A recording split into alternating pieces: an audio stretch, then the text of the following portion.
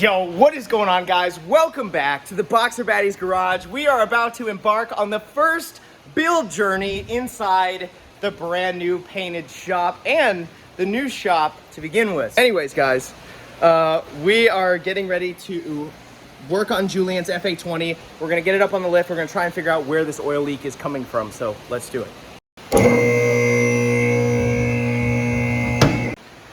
All right, so the very first the very first oil leak that we had was actually coming out of the rear. It was right about right here, and there is still some oil there. So it was coming out like right here at the rear of the engine somewhere. So we got to figure out what's causing that. So we are seeing some oil accumulation on this bolt right here. There's oil there. Which is kind of interesting that it would be there. The header bolt. And so the only thing that's in line with that is this line. Yes. Which is this turbo line as well. Yep. Turbo oil line. And then this one goes to the pan. So I'm guessing it's probably one of these two because everything else seems pretty dry. Yeah, I think it's coming from right up here somewhere. Wait a second. Put in some oil in the car and we'll have it idle while we get inside or lift it up and get under it and see what we can find. You said it's leaking a lot? It's a decent amount, yeah. So on the right side, that means it should be pretty easy to find. Yep. All right, the first thing we're gonna do is top off the oil, and let's lower the car now. All right, this is actually a fresh one here, so we're gonna throw in a little bit more. How low was it? Not much. It's like halfway on the line, maybe like half quart. But John, how long did you have the car running? It's only run in total maybe 2 minutes. Well, I've seen worse leaks on the bright side, so. It's really not terrible, but it's definitely... When you first told me, I was like, geez, we're gonna have to do a rear main seal on this, but... well, it might be. Like, you'll see the pool it will create. Yeah, we'll see it. We'll see it. But it doesn't make sense to be on that side. And you'd think it'd come down from the middle. Which it does, though. It was dripping off the pan.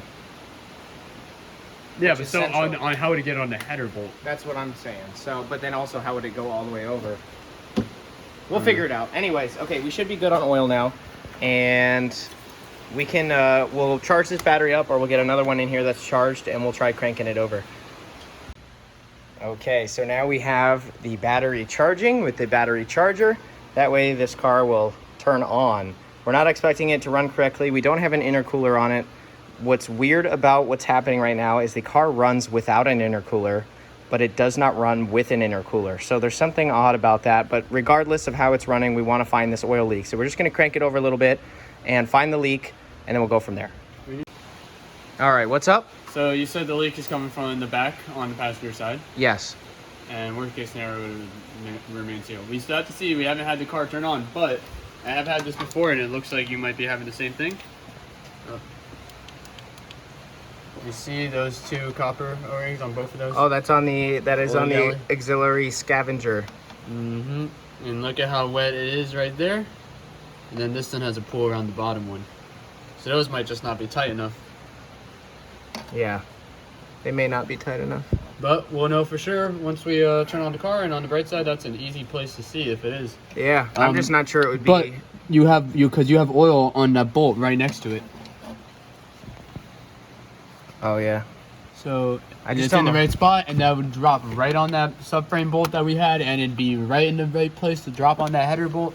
Yep, I agree. And that explains why it wouldn't be leaving a trail on the valve cover. Yep. So we can try that, and then hopefully that's a start. We'll take a look at it when we crank it. Yeah. All right, we're gonna see if this thing cranks. Here we go. You ready?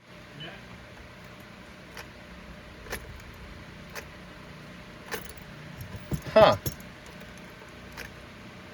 Nothing. That's weird. No.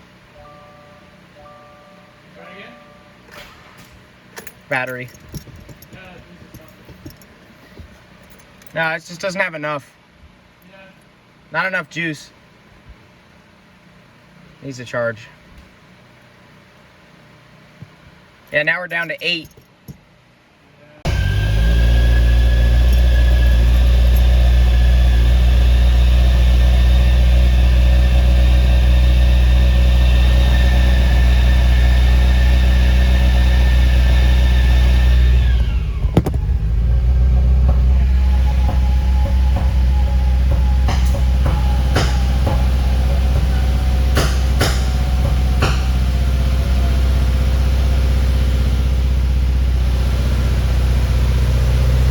What's up? You got rough discounting, right? Zeros across the board.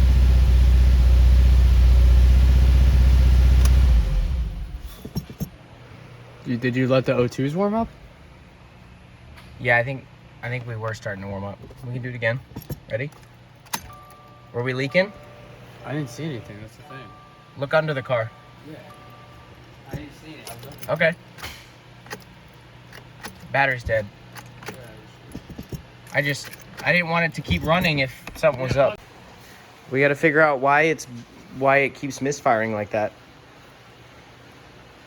If it was running longer, we could have taken out the coils and seen What happens. If it's like if it's an intermittent thing, it'd be a coil. How many miles are on it, Bill?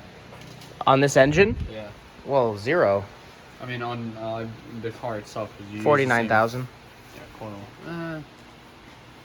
Probably wouldn't go out that. It ran just fine before this happened. Yeah. I want to say timing, but I also kind of want to say timing. You just said 2 things. Timing? Why would it backfire and pop like that? Unless the valve was open at the wrong time. I mean, honestly, there's really no other excuse. I don't think maybe a massive vacuum leak of some sort, but... I mean, also, this is all open. So, like, if the engine doesn't know, that has to be sealed. I know, but when we had the intercooler on there, it wouldn't run.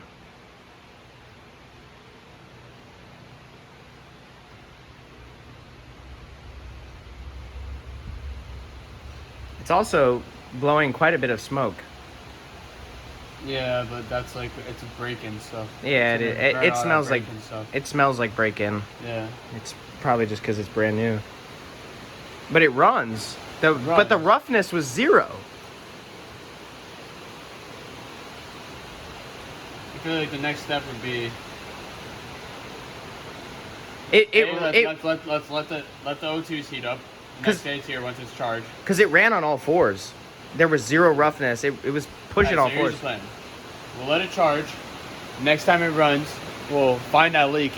Once it runs, if it leaks, because once the oil starts running, I'm pretty sure it's from those copper crush washers in the back. So we'll solve that. The next thing we'll do is we'll let the O2s get hot enough and get a data log, and we'll send that to Drew and see what he can point us. In the meantime, we will pull out the plugs, see how the plugs are looking. We could compression test it at the same time too. Ideally, if we have a cylinder leak test, that would kind of tell us if we had a valve opening at the wrong time. But it's also kind of a pain because I don't really know how to find top dead center on a flat 4. That might be a bitch. Yep. I get shocked. Yep, that's a shock right there. I get shocked. Yep. I'm glad we don't have a taser on hand. Yep, with 75 likes, it's coming. Dude, the new video already has like 20. Dude, don't tell me that. Whoa! I feel like this whole channel's growth is just going to be based around my physical pain that I take. Like, oh, well, yes. You do this, Christian. Like, Christian gets wrecked. This isn't a curse word because I'm using it as a specific reference, but it's going to be like if you mix a car channel with Jackass. Yeah, probably. Just me getting hurt. Yeah. I'm fine with that. Yeah, okay. My name's Johnny Knoxville. Dude, I need to get I want a Formula 1 jacket like that. Bro, this one's sick, right? This is a 2018. Where did you get it? Online. The F1 store. The thing is, you want to cop it at the end of the season, but then they always get cheaper. Ferrari was always my favorite. Do you watch F1? I haven't watched it in a while. So one of the things I want to do here is we got a copy of the projector. Sunday mornings, I would any day watch an F1 race in the shop with the boys rather than go to a Cars and Coffee and stand around a bunch of people that could read a car brochure and just bought their stuff right off a dealership. Yeah. I would much rather hang out in a place that's actually like for people who are trying to get in and watch racing. And as an American, and F1 fans will relate, we need to do whatever we can to get more Americans involved into Formula 1 because no one watches it. It is absolutely brilliant. As the British say, absolutely scintillating. It is a very European thing. It's like soccer. It's the soccer of motorsports. It is. Because in the U.S. we have football, which no one watches anywhere, and NASCAR, which no one watches anywhere. Anywhere else, soccer and F1 everything. Personally, I'm not a fan of NASCAR. I love Formula One. Formula One's great. Dude, we need to start like a F1 crazy. podcast? Oh, Scott. No, we need to start some craziness in the chat. What are you for, NASCAR or Formula One? Put it down in the chat. NASCAR, you can only pick one. NASCAR versus Formula One. I wonder which. I don't. That's a hard choice. Jeez, that might be a hard choice. Dude, you're definitely into NASCAR. Yeah, NASCAR driver for sure. Yeah, brother. dude, Red Bull, NASCAR. Yeah. Yeah. On the other hand, quick question for anyone that does: do we think that this year is actually the year that Mercedes dominate? Mercedes has won the last 7 championships in a row. Yeah, but doesn't Lewis Hamilton drive for Mercedes? Yes, but I think that this is the year, bro. Usually he gaps everyone by race 1.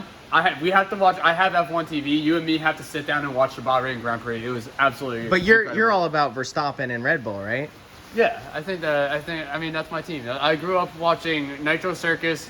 Vettel was my favorite driver. Nitro Circus, that's Travis Pastrana. It's Red Bull, bro. Literally my goal Scat. at 12 was like, I want to be a Red Bull driver when I grow up. I don't know. We'll see. Dude, you still can be. Nothing's impossible. We just gotta fix these boxers first. Yeah.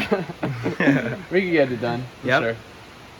All right. Okay, so he's laughing because when I gap these plugs, I use the circle, the plug gapper. So I guess I can't even be mad because I kind of thought the same. And then when I got to know, like, ever since that video series, like I've learned so much and grown so much.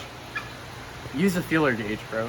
I don't even know, honestly, I don't know what a feeler gauge is. It's like a little thing. It looks like almost like a Swiss Army knife kind of, and then out of it there's a bunch of blades and they're different. Oh yeah, and yeah. like, well, you know what it is. Yeah. It's the same one that we used to get the piston ring. Yeah, I just didn't know that's what it's called. Yeah. So you use a feeler gauge. I don't know what I'm talking about. Because if that's not accurate, bro, that could be your misfire right there. Do you think it would misfire that hard for like a .02? Bro, if you did it with that gap thing, like that's not the most accurate thing. We have to cover all of our bases. And that would cause it to misfire that hard? We have to cover all of our bases and we have to see. So like we have to take out the plugs. Are all the plugs firing? And with one of them a lot darker than another, okay, then that's obvious now. Check the gap on that. Is that working? If it's not, switch the coil. Isn't it firing now? Okay, bet. Then it's a coil. If it's not, it's a plug. Let's re-gap the plugs. So there's like a whole step and process that we have to do to figure out what's going on. We have to smoke test it. Is it an intake leak? It's also not reading the air that's getting accurately. Why is it not running with a top mount? We have a front mount. Let's figure out the oil leak, then get the front mount on, see if that gets it running. There's a lot of things that we have to do. But do you think that plug gap would actually cause? Yeah, that's important. But do you think it would cause it to run without an intercooler?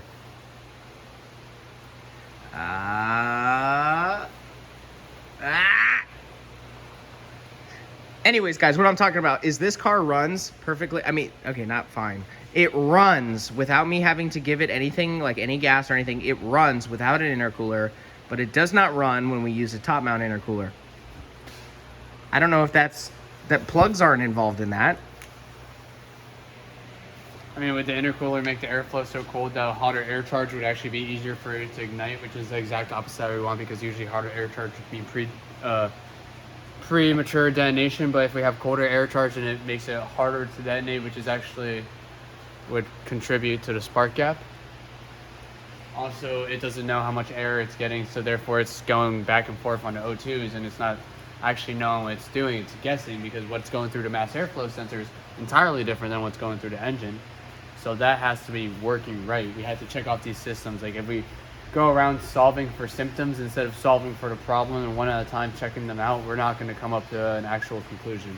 So I think next thing, install the front mount intercooler. Now that we pretty much, Do we have a top mount? Do we have an OEM top mount? We don't. We need to find an OEM top mount, ideally.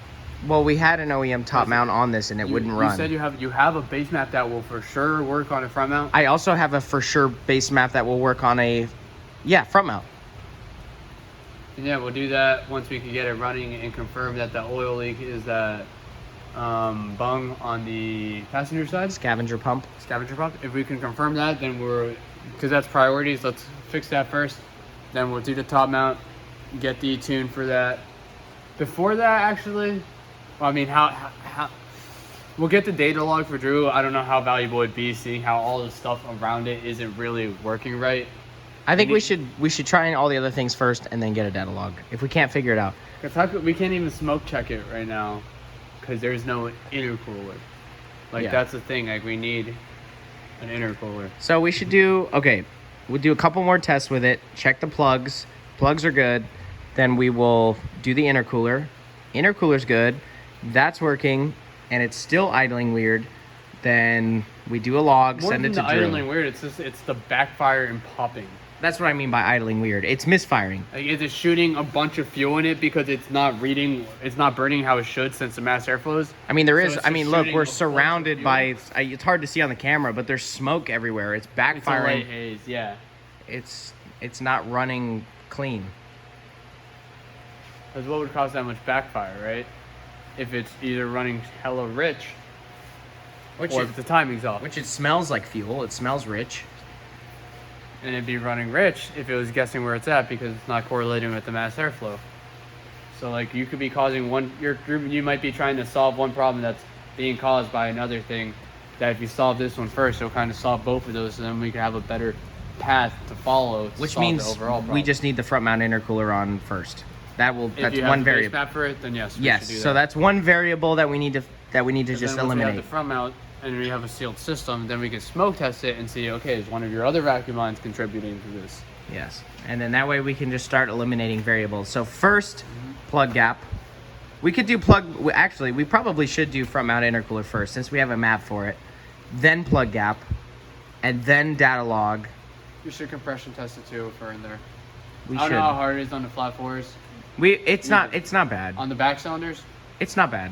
I've Okay. done them. It's not bad. I was on plugs. It can't be that much harder. It's not bad. It's the same thing as putting a plug in. Perfect. So, all right, guys. So, yeah. That is going to be the video for tonight. I know it was not super eventful, but at least we were able to do some diagnosis on this. So, and it's content for you guys, and I hope you enjoy it. This is honestly real life building cars, trying to diagnose what's going on. This is how it goes. You rebuild an engine, you got to figure out what's going on. Sometimes it doesn't always go 100% correct. You've just assembled an entire Lego set. Now, So many moving parts in that. Like, yeah, everything has to be spot on. and not only is it moving parts, but they're electrical parts as well. So everything has to be absolutely perfect for it to run well. And this is real life building. So I hope you guys enjoyed this little segment. This is just one video of many more to come on fixing this engine. But that should be a pretty solid amount of information for one video. So on the next video, we are going to install the front mount intercooler from Grimspeed, which they so kindly sent out for us for this build. And we'll see what happens. Crank turns smoothly, right? You rotated the whole crank, no valve heading piston or anything? No, That's the biggest thing. yes, But I no. feel like someone who knows about cars is watching this video. If they got it off time and it's an interfering motor and it's actually, and they didn't check that, that's a big thing. But so Yeah, they when- confirm that the crank Yes. rotates Yes. gently and that no valve is hitting the piston. 'Cause Yes. that would be catastrophic. No, and I actually did submit a video to a Facebook Subaru FA20 DIT group chat, and they said I did indeed time it correctly, which I mean, It could slip. It could slip a it tooth. could have slipped a tooth, and that could be our problem. The main thing is if it's fixable, then okay, we could get in there, we could fix it. It's just like if it wasn't rotating smoothly, then it's Yeah, like, oh brother, yeah. we're not in for a good time. No, but what I can say is when I did assemble the engine and I did do the timing, it did crank smoothly. It did not hit anything. It cranked. I mean, you are fighting the forces of suction And compression. and compression, and that was it. Otherwise, I mean, you could just keep turning that thing around, and Yeah, you'd know if you were hitting a valve. it would stop. It would Well, I stop, mean, or you'd hear a it- loud it- noise. You'd feel like there's the excessive pressure of the valve springing out. Oh no, because the valve would be all the way. You would hear it, or it would stop. You'd hear, well, it was running. You'd hear it if it was running. It'd be like, You'd be, hear it. yeah, it would be It would ting, sound ting, ting, awful. ting, It'd ting. sound Yeah, absolutely yeah. awful. I think worst case scenario, if we were off on timing, It's like one tooth. it's bro. one tooth. And it's like on the exhaust. But I swear I timed it correctly, and I even showed the video. Like I said, I showed the video to Master Techs, and they said that I timed it correctly because I did document every piece of it, and that's on Instagram, by the way, if you want to watch that. That will be the last variable that we try to solve for if everything else doesn't. Because Yeah, That is. Because we're gonna have to pull the engine most likely for that. I mean, I don't think so. No, how it is. This front clip will probably come out. It's gonna be a pain in the butt AC regardless. charge right now. Yeah. We can put that to the side. Take out the front clip. It's gonna be a pain in the butt, dude. I mean, it's just a matter of how working on cars is a pain in the butt. People who are watching this video thinking that cars is all fun and good. No, it's a pain. You gotta love the pain. Yeah, if you don't love it, you're not gonna get through it. And there's like a lot of stuff that could go wrong. Something, but when it goes right, dude, the end result. Nothing else matters. Oh, it's Nothing so else sick. matters. It's so awesome. The end result. I remember when we were building Stella, there were a couple things that were off, and it just, when it goes right, and you finally get it down. It's worth every single bit. It's so sick. So, anyways, guys, hope you enjoyed this video. It was so much fun making, even just trying to diagnose what's going on. We got the car running, and now we have a little bit of an idea. This is the first time Cristian has actually seen this car start. I haven't been under the hood of this car at all. No, he hasn't. So now I've heard about it, and I'm like, okay, cool, well, whatever. And I'm like, bet, let me get to work. Yeah, so as you guys know, we built this entire engine ourselves here at Boxer Baddies. We didn't do it in this garage, we did it in the old garage, but now we are here on a lift where it is properly being taken care of. So, take it easy, guys. Have a good one. Yeah.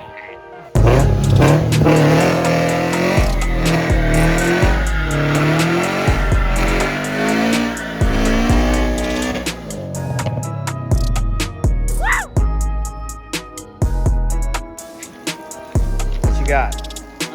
That's all tire. That is all tire. I didn't mean to do a burnout like that, but it is what it is. I'm just glad we got a shop. I don't know if my enthusiasm is showing through, but I'm happy. Oh yeah.